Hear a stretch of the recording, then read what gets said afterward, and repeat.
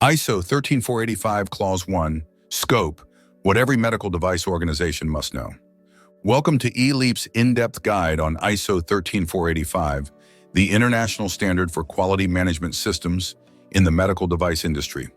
Today, we'll explore Clause 1, Scope of ISO 13485, and how it applies to organizations around the world. ISO 13485 outlines the requirements for establishing a quality management system that supports the design, development, production, installation, and servicing of medical devices. It also includes related services like quality assurance and risk management. Whether your organization manufactures the devices or supplies components, this standard ensures a consistent focus on quality, safety, and regulatory compliance. ISO 13485 certification is applicable to more than just medical device manufacturers.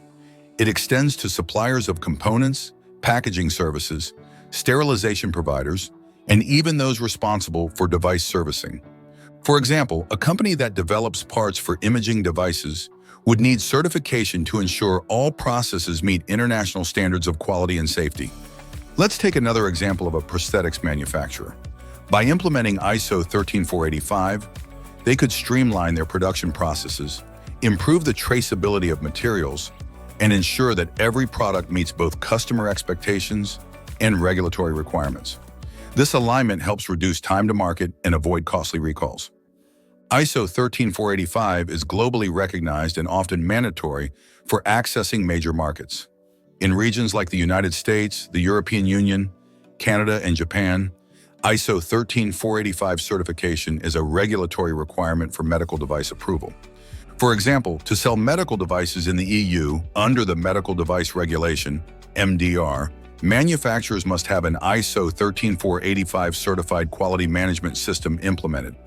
ISO 13485 doesn't replace local regulatory requirements, but it helps align your quality management system with regulations like the FDA's Quality System Regulation, QSR, Quality Management System Regulation, QMSR, and the EU's MDR. By ensuring compliance with ISO 13485, you're essentially building a foundation that supports meeting various international regulatory expectations. This is especially helpful for organizations seeking to expand into multiple markets simultaneously. Implementing ISO 13485 goes beyond compliance.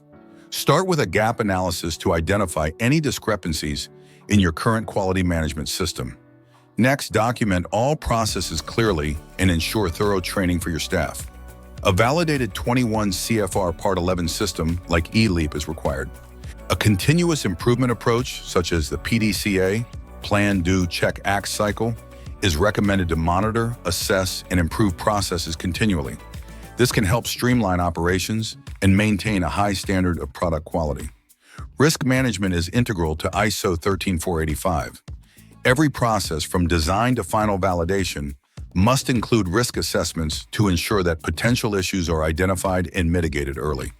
In a real-world setting, this could mean conducting regular audits to assess the risks associated with supply chains or testing manufacturing equipment to ensure reliability and safety. The PDCA cycle plays a crucial role in ISO 13485 compliance by driving continuous improvement. For instance, during the plan stage, you define clear objectives, such as reducing defect rates or improving time to market. The Do stage focuses on executing these plans, while Check measures their performance. Finally, in the Act stage, corrective actions are taken based on performance data.